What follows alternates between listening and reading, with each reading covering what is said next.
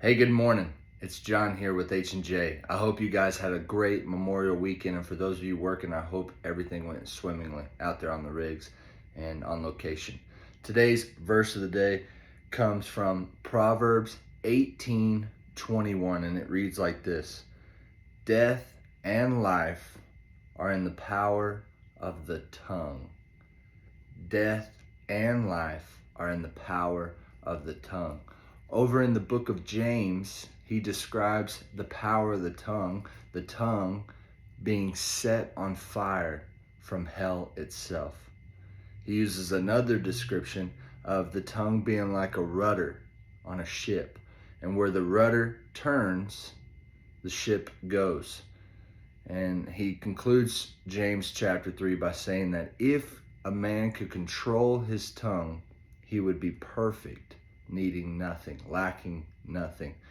And so today I want to talk about not just words and the power of words, but how can we get life in our words? How can we speak the words of life so that those around us are edified and not torn down? And it's really easy in our life to complain and grumble, right? It's really easy to wake up and say, my body hurts, right? And I'm not saying we ignore reality. What I'm saying is we begin to speak the words of life over ourselves and over each other. A few weeks ago, I was driving in the car and I was talking to myself like I often do. And I was talking about the Lord to myself.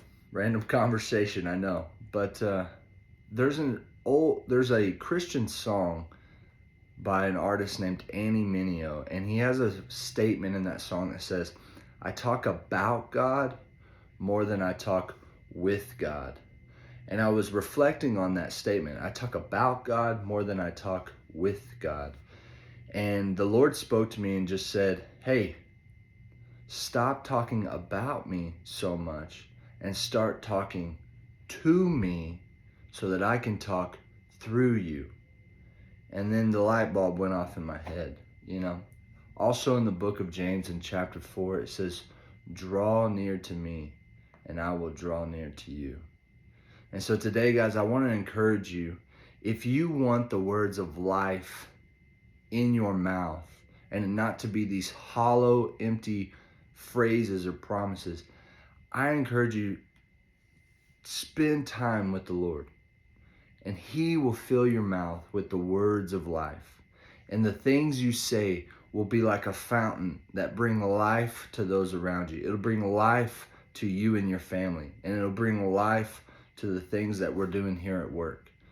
It's not just idle talk, guys. In Luke chapter 1, it says the word of God does not return void.